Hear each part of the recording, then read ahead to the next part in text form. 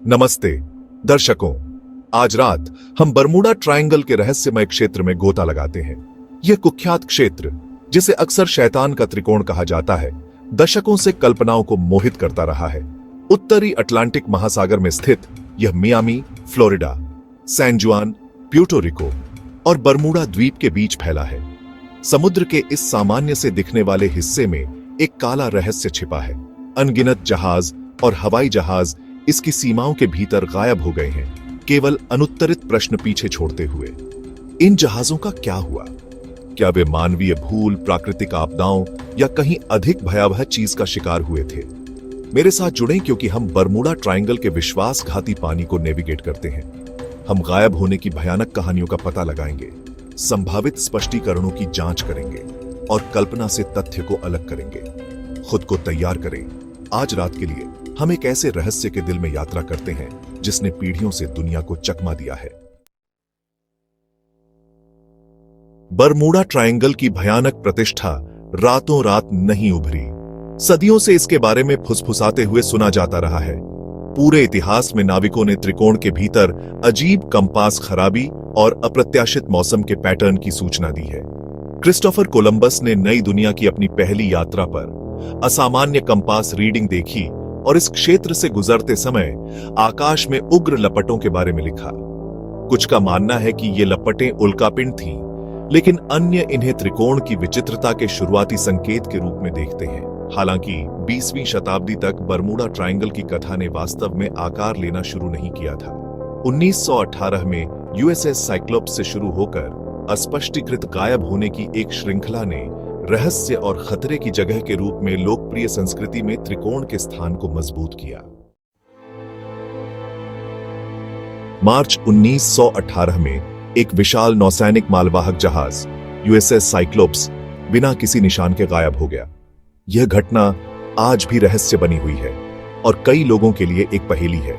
300 से अधिक पुरुषों और मैंगनीज अयस्क के पूरे भार को लेकर साइक्लोप्स बारबाडोस से बाल्टीमोर के लिए रवाना हुआ था। यह यात्रा सामान्य लग रही थी, लेकिन यह आखिरी बार था जब किसी ने इस जहाज को देखा। शांत समुद्र और अनुभवी चालक दल के बावजूद जहाज अपने गंतव्य तक कभी नहीं पहुंचा। चालक दल में अनुभवी नाविक और अधिकारी शामिल थे जो समुद्र की चुनौतियों से निपटने में सक्षम थे। कोई संकट संकेत प्राप्त नहीं हुआ और व्यापक खोज प्रयासों से कोई मलबा नहीं मिला। अमेरिकी नौसेना ने हर संभव प्रयास किया, लेकिन कोई सुराग नहीं मिला। साइक्लोप्स का गायब होना अमेरिकी नौसेना के इतिहास में जीवन का सबसे बड़ा नुकसान है जो सीधे युद्ध के कारण नहीं हुआ है। यह घटना नौसेना के लिए एक बड़ा झटका थी और आज भी इसे याद किया जाता है। साइक्लोप्स के भाग्य के बारे में सिद्धांत बहुत हैं। कुछ लोग मानते हैं कि यह एक प्राकृतिक आपदा थी, जबकि अन्य इसे मानव निर्मित घटना मानते हैं। कुछ लोग अनुमान लगाते हैं कि जर्मन नौकाएं प्रथम विश्व युद्ध के दौरान अटलांटिक में सक्रिय थीं। उन्होंने जहाज पर टारपीडो किया। यह सिद्धांत उस समय की राजनीतिक और सैन्य स्थिति को देखते हुए संभव लगता है। दूसरों का मानना है कि अचानक एक दुष्ट लहर या एक विनाशकारी संरचनात्मक विफलता को दोष देना पड़ सकता है। बरमूडा ट्रायंगल के क्षेत्र में ऐसी घटनाएं पहले भी दर्ज की गई हैं। हालांकि सबूतों की कमी केवल रहस्य को और गहरा करती है, जिससे साइक्लोप्स बरमूडा ट्रायंगल किंवदंती की आधारशिला बन जाता है। यह घटना आज भी लोगों के मन में सवाल उठाती है और कई शोधकर्ताओं के लिए एक चुनौती बनी हुई है। शायद बरमूडा ट्रायंगल से जुड़ी सबसे प्रसिद्ध घटना फ्लाइट 19 का गायब होना है। यह घटना आज भी रहस्य और रोमांच से भरी हुई है, जिसने दुनिया भर के लोगों की कल्पना को जकड़ लिया है। 5 दिसंबर 1945 को 5 ग्रुमन TBM एवेंजर टॉर्पीडो बम वर्षक विमान फोर्ट लॉडरडेल, फ्लोरिडा से एक नियमित प्रशिक्षण मिशन पर रवाना हुए। यह मिशन एक साधारण नेविगेशनल अभ्यास था, जिसे फ्लाइट 19 इंचेस के नाम से जाना जाता है। अनुभवी उड़ान प्रशिक्षक लेफ्टिनेंट चार्ल्स टेलर के नेतृत्व में इस स्क्वाड्रन को 120 मील पूर्व, 40 मील उत्तर और फिर बेस पर लौटना था। लेफ्टिनेंट टेलर एक अनुभवी पायलट थे जिनके पास हजारों घंटे की उड़ान का अनुभव था। हालांकि उड़ान भरने के तुरंत बाद लेफ्टिनेंट टेलर से अजीब संचार प्राप्त हुए, जिसमें बताया गया कि कंपास काम नहीं कर रहे थे और विमान पूरी तरह खो गए थे। उन्होंने बताया कि वे दिशा का पता नहीं लगा पा रहे थे और समुद्र के ऊपर भटक रहे थे।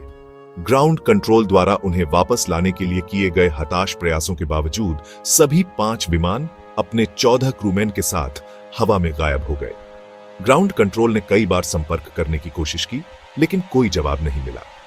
उन्हें खोजने के लिए भेजा गया एक खोज और बचाव विमान भी बिना किसी निशान के गायब हो गया। इस विमान में 13 सदस्य थे जो फ्लाइट 19 की खोज में निकले थे, लेकिन वे भी रहस्यमय तरीके से गायब हो गए। फ्लाइट 19 से कथित तौर पर प्रेषित अंतिम भयावह शब्द, मेरे पीछे मत आओ, वे बाहरी अंतरिक्ष से लगते हैं, उनकी गायब होने की प्रकृति के बारे में अटकलों को बढ़ावा देते रहते हैं। यह संदेश आज भी लोगों के मन में सवाल उठाता है कि आखिर उस दिन क्या हुआ था। क्या यह कोई प्राकृतिक घटना थी या फिर कुछ अलौकिक ताकतों का खेल? बरमूडा ट्रायंगल का रहस्य आज भी अनसुलझा है और फ्लाइट 19 की कहानी इस रहस्य को और गहरा बनाती है। एसएस मरीन सल्फर क्वीन, एक टी2 टैंकर जो पिघले हुए सल्फर का कार्गो ले जा रहा था, फरवरी 1963 में गायब हो गया।